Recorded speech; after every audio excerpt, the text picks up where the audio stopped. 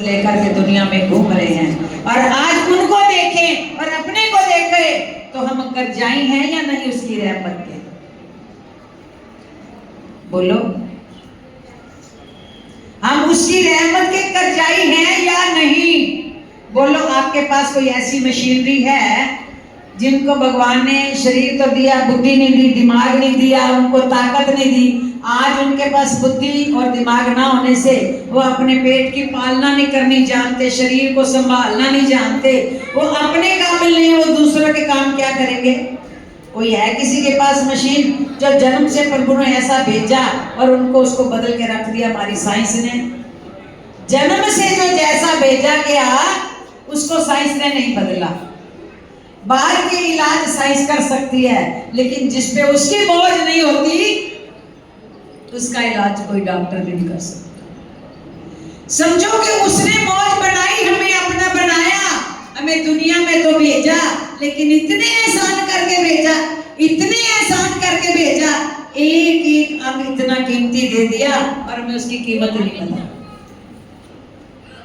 एक भक्त था, सत्संग में नहीं आता था, तो घर परिवार वाले कहते कभी सत्संग में जाया कर, दोस्त यार भी जाते, कहते क्या है, अपना मेहनत से जी रहा हूँ, खा रहा हूँ, पी रहा हूँ। उसने क्या भगवान के एहसान है, ये तेरा नहीं है क्या? भगवान ने क्या ऐसा किया जो मैं उसके लिए रोज रोज बात करते हो, चलो मंदिर जाओ, सत्संग करो? माया का अहंकार कह दो, प्रभु कृपा ना होने से बुद्धि विवेक नहीं। यही सवाल जवाब होता कि ऐसा क्या है जिसके लिए मजबूर करते हो मंदिर में सत्संग में जाने के लिए? तो उस भक्त ने कहा कि ठीक है, वाकई में तू ठीक कहता है, कोई बात नहीं, हम भी इस बात का पता लगाते हैं, क्यों जरूरत है भगवान के पास शुक्रगुजार करने की, उसके पास जाने की। उसे एक संतों के पास ले गया, संतों के पास ले गया। संतों ने क्या कहा कि बेटा, किसी की एक बाजू नहीं है, बाजू नहीं है, तू मुझे एक काम कर, तू मेरे से 10 लाख रुपया ले ले, एक अपनी बाजू दे दे, एक बाजू दे दे, इतनी कीमती तेरे पास अंग हैं तो 10 लाख की एक बाजू भी दे दे तो किसी की जिंदगी बच जाएगी, उसके पास दोनों बाजू नहीं है। कहने लगा मैं 10 लाख तो ले लूँगा, वो किस काम का, मैं अपाहिज हो जाऊँगा बाजू। कहते अच्छा, इतना पता है कि ये कीमती है, पैसों से भी कीमती है एक अंग, प्रभु को दिया हुआ एक अंग तेरे 10 लाख से भी कीमती है। कहने लगा ये तो मशीनरी है शरीर का, उसका अंग तो मैं नहीं दे सकता। कहने लगे अच्छा चलो। 2-3 दिन बाद फिर उसके दरवाजे पे संत आए, कहने लगे बेटा बड़ी मजबूरी है, किसी की ना एक टांग नहीं है और 15 लाख ले दे, एक टांग दे दे। कहने लगा मैं कैसे चलूँगा, बिना एक टांग के कैसे गुजारा होगा? कहने लगे पैसा मिलेगा 15 लाख।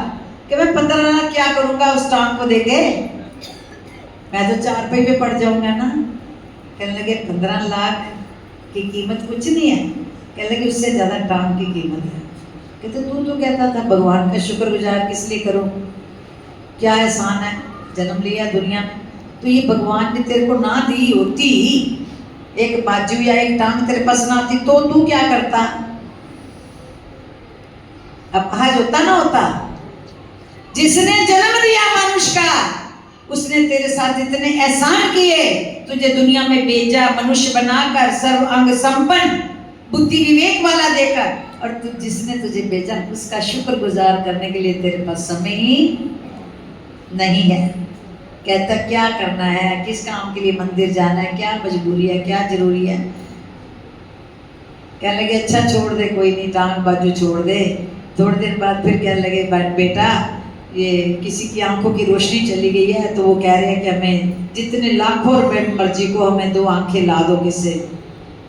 कहते आपको तो धन की जरूरत है, समय नहीं है मंदिर गुरुद्वारे जाने का, तो धन मिल जाएगा, आप अपनी आंखें दे दो। कहने लगे आंखों के बिना मैं क्या करूँगा? क्या धन तो है, परिवार तो है, जिस पे नाश करता है वो परिवार तेरी सेवा कर लेगा बिना आंखों के। कहने लगा नहीं, आंखें नहीं दे सकता। कि समझ आई आंखें कितनी कीमती हैं जो इसने दी है तुझे? आज समझ आ रहा है कि तू कहता भगवान ने क्या एहसान किया, मनुष्य बनाया मुझे तो, अरे जो तुझे उसने एक एक अंग लगाया है, ये अरबों खरबों में नहीं मिलता। और तू उसकी हर नियामत लेकर के अपना अधिकारी तो बन गया, मेरी आंख, मेरी टांग, मेरी बाजू, और जिसने दिए हैं उसका शुक्रगुजार करने के लिए तेरे पास एक पल भी समय नहीं है। तो विचार करे। हम कहते हैं अरे मनुष्य है, गृहस्थी है, परिवार है, मजबूरी है, ये है, वो है, क्या करे, आया नहीं जाता कुटिया में। प्रेमियों, भजन बोलता है एक, होवे गुरमुख होवे प्रेमी, सत्संग विच ना आवे, बड़ी शर्मिंदगी है। होवे गुरमुख होवे प्रेमी, सत्संग विच ना आवे, बड़ी शर्मिंदगी है। होवे गुरमुख होवे प्रेमी,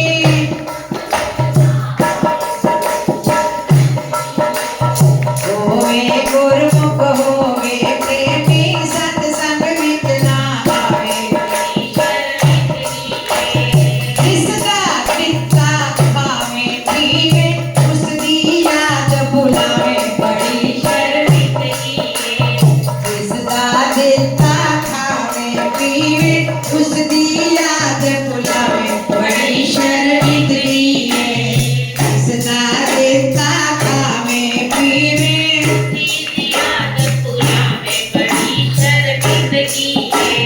अमृत वेले नाम जपन नु, सौ सौ बहाने करना है।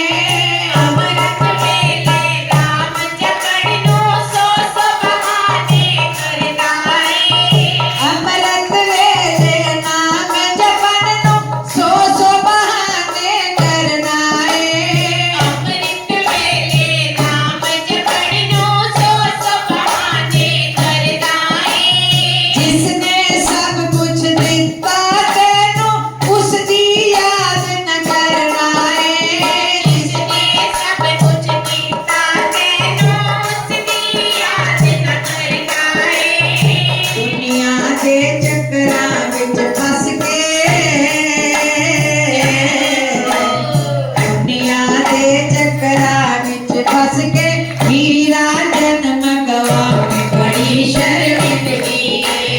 दुनिया के चक्करां विच फस के, हीरा जन्म गवावे, बड़ी शर्मिंदगी है। प्रेमियों, सच बता दो, किसी को भरोसा है कि अगला पल मेरा कैसा होना है? किसी को पता है 24 घंटे या 4 घंटे या 2 घंटे 4 मिनट के बाद क्या होना है? इतनी भी कीमत नहीं पता हमें, इतना भी भरोसा नहीं है इन श्वासों का, और हम मान किसका लेकर बैठे हैं? जरा एकाग्र होकर के बताओ, किसका मान लेकर बैठे हुए हो? इन श्वासों का इतना मान है।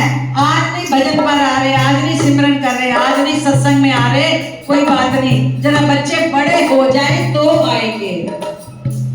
पूछ के देखो उस मालक से, अगर वो ये कह दे आज मेरे पास समय नहीं है तेरी बात सुनने का, जब तो बुढ़ापे में आएगा तब मैं तेरी सारी इच्छाएं पूरी करूंगा, तो हम कितना दिल तोड़ करके भगवान से एक तरफ हो जाते हैं। बोलो, हम कुछ मांग लगते हैं जवानी में, मेरे बच्चों की शादियां हो जाए, ये हो जाए, वो हो जाए, वो हो जाए, अरे भगवान कहते भाई तुझे तो फुर्सत नहीं, तो मुझे भी फुर्सत नहीं है तेरी बात सुनने की, मैं भी 10-20 साल के बाद तेरी बात सुन लूंगा। अगर वो ये जवाब दे दे तो क्या होता है? बताओ, कैसा लगता है कि प्रभु ने भी मुझसे हिसाब किताब शुरू कर दिया। अरे कितने दिन कोई नरम बनकर तुम्हें टालता रहेगा? कितने दिन? अपने बच्चों को देख लो, तुम अपने बच्चे को 5 साल 10 साल 20 साल 25 साल लापरवाह करते हो, उसके बाद कहते हो मैं मजबूर हो गया, मैं भी अब तेरी बात नहीं मानूंगा। कितने साल हो गया? नाम लिए, जरा हाथ खड़े करके बताना। किसी को 5 साल, किसी को 10 साल, किसी को 15 साल। किसका नियम है सत्संग में आने का प्रेमियों? 20-20 साल हो गए नाम लिए, 25 साल हो गए, 30 साल हो गए, 40 साल हो गए। 40 साल के बाद भी अगर हमें अपने जीवन में नाम सिमरन की आदत नहीं पड़ी, तो विचारो तो सही प्रेमियों, क्या करोगे इस जीवन के अंदर? ओए जिसदा दिता भावे पीवे, उसको घट हो जावे, बड़ी शर्मिंदगी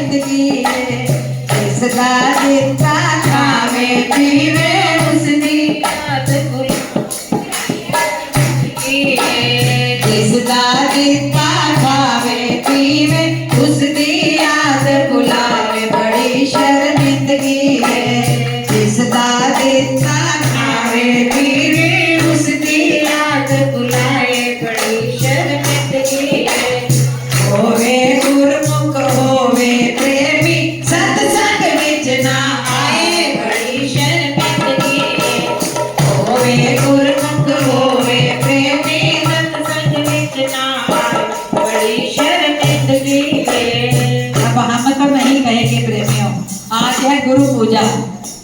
गुरु पूजा के दिन आप लोग अपने गुरु की पूजा करने आए हो। आज गुरु महाराज जी आपसे एक वायदा मांग रहे हैं। गुरु पूर्णिमा की भेंट आपसे क्या मांग रहे हैं गुरु महाराज जी? ना दौलत मांग रहे हैं, ना दुनिया मांग रहे हैं, ना शोहरत मांग रहे हैं, ना मान सम्मान मांग रहे हैं। आपसे केवल गुरु दरबार का नेम मांग रहे हैं कि जितने प्रेमी गुरुमुख नामधारी बैठे हैं सबका फर्ज है आज गुरु पूजा के दिन, आज से किसी ने भी अगर वो हमारा शहर में नहीं है तो माफ है, वरना हर प्रेमी को इतवार का सत्संग और वीरवार के सत्संग पर आने के लिए आज गुरु दक्षिणा देनी ही पड़ेगी।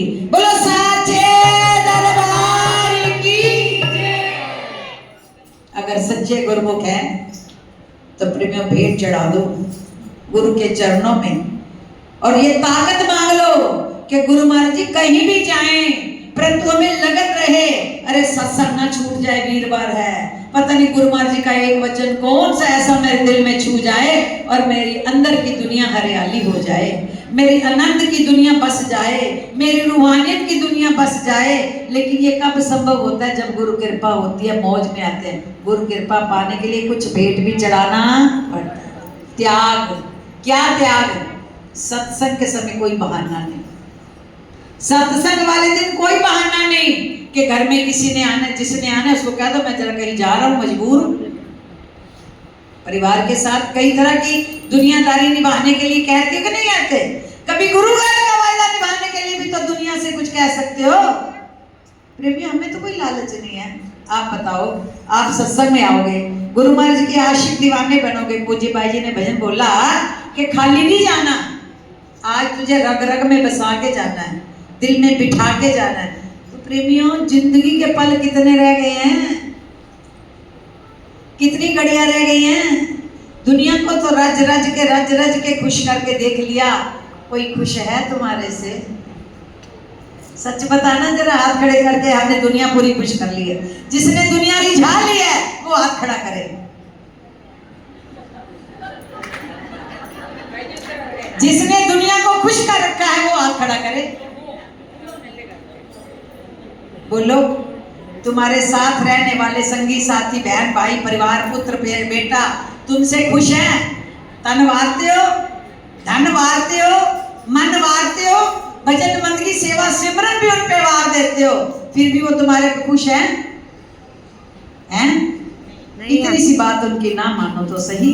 देखो रिश्ते टूटते हैं, घर छूटते हैं, अरे उनकी रोज टालते हैं, वो रोज आवाज देते हैं सत्संग में आ, हम उनकी रोज बात टालते हैं। उन्होंने तो फिर भी पीठ नहीं दी कभी, उन्होंने तो फिर भी हमें मुंह फेर कर नहीं दिखाया कि तू आया अब मैं तेरी बात नहीं सुनूंगा। इसीलिए उसे क्या,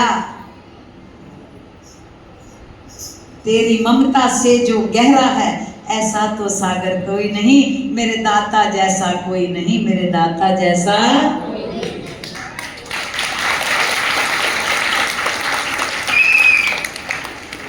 दुनिया के अंदर सबसे बड़ी ममता दिखावे में तो माता पिता की है, लेकिन सतगुरु की ममता किसी को नजर नहीं आती।